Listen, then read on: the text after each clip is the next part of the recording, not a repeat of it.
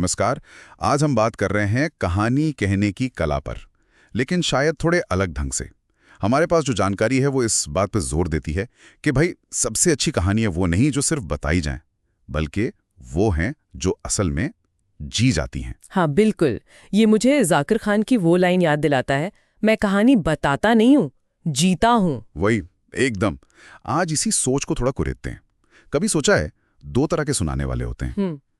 एक तो वो जो बस आपको फैक्ट्स बता देंगे, क्या हुआ, कब हुआ, जानकारी मिल गई, ठीक है, पर वो जुड़ाव, वो कनेक्शन वो नहीं बन पाता। सही कहा। और फिर दूसरे होते हैं जिन्हें सुनकर या देखकर लगता है कि अरे ये तो वापस उसी पल में पहुंच गए हैं। हाँ, उनकी आवाज में, उनकी आंखों में वो कहानी तैरने लगती है और सुनने वाला सिर्फ सुनता नहीं, वो जैसे उनके साथ वहां पहुंच जाता है, महसूस करने लगता है। बिल्कुल।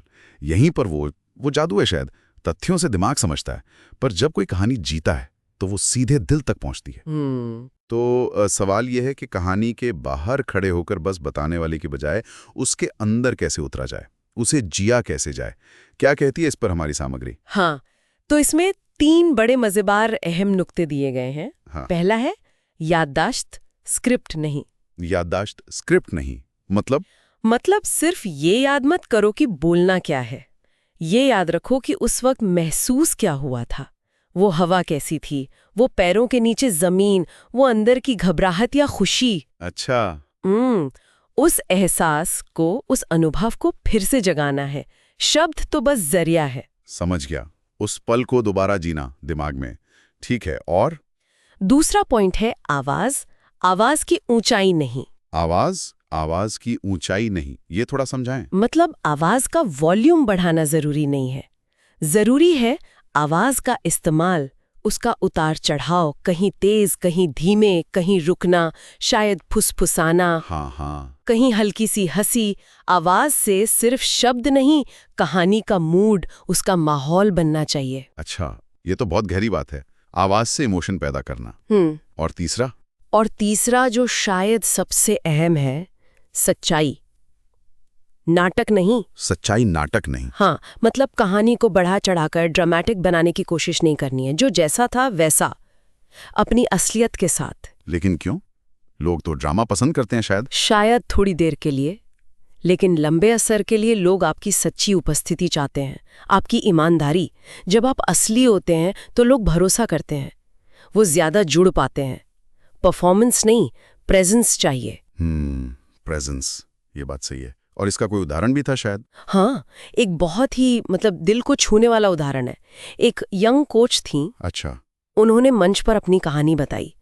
एक दिन ऐसा था जब उनके फ्रिज में केचप और बासी रोटियों के अलावा कुछ नहीं था। अरे? बैंक अकाउंट में सिर्फ 48 रुपए थे और 15 मिनट बाद उन्हें किसी क्लाइंट को कोचिंग देनी थी तरक्की पर। ओह, ये तो बड़ी मुश्किल स्थिति है। हाँ, और उनके मन में यही चल रहा था, मैं लोगों को आगे बढ़ने की सलाह कैसे दूं जब मैं खुद दूध तक नहीं खरीद सकती। जाहिर है। तो उस दिन उन्होंने कुछ सिखाया नहीं, कोई लेक्चर नहीं लिया। क्या किया? उन्होंने बस अपनी सच्चाई बता दी, ईमानदारी से, कि आज मैं इस हालत में हूँ और ऐसा महसूस कर रही हूँ। और उसका असर ये हुआ कि क्लाइंट ने कहा, आपकी इस ईमानदारी ने मुझे हिम्मत दी है कि मैं भी अपनी मुश्किलों का सामना करूं और खुद पर भरोसा करूं। अरे वाह।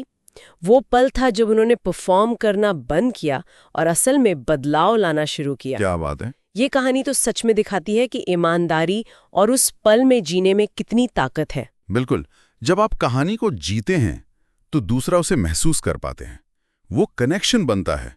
बनावटीपन शायद ध्यान खींच ले, पर सच्चाई दिल जीत लेती है। एकदम। तो कुल मिलाकर आज की बातचीत का सार यही निकलता है कि भाई जब अपनी कहानी सुनानी हो तो सिर्फ एक कहानीकार की तरह मत सोचो, बल्कि एक तरह के टाइम ट्रैवलर बन जाओ। उस पल में उस जगह पर वापस जाओ। हाँ, उसे दोबारा जियो। उसे जियो और कोशिश करो कि सुनने वाले भी वो देख सकें जो तुमने देखा, वो महसूस कर सकें जो तुमने महसूस किया। और वो आखिरी टिप याद रखने वाली है, आवाज का ऊंचा होना जरूरी नहीं, उसका सच्चा होना जरूरी है। सही कहा। क्योंकि कहते हैं ना, दुनिया का सबसे शक्तिशाली माइक्रोफोन इंसान का दिल होता है। बिल्कुल सही। वैसे इस पूरी चर्चा से एक सवाल मेरे मन में आ रहा है सोचने के लिए, कि कहानी कहने के अलावा जिंदगी के और कौन से ऐसे हिस्से हैं जहां सिर्फ बताना काफी नहीं है, बल्कि अनुभव को जी कर साझा करने से शायद ज्यादा गहरा असर पड़ सकता है? जैसे लीडरशिप में शायद, या पढ़ाते वक्त, या फिर अपने रिश्तों में भी अनुभव को इस तरह जीने और बांटने का तरीका और कहाँ-कहाँ बदलाव ला सकता है, इस पर सोचा जा सकता है।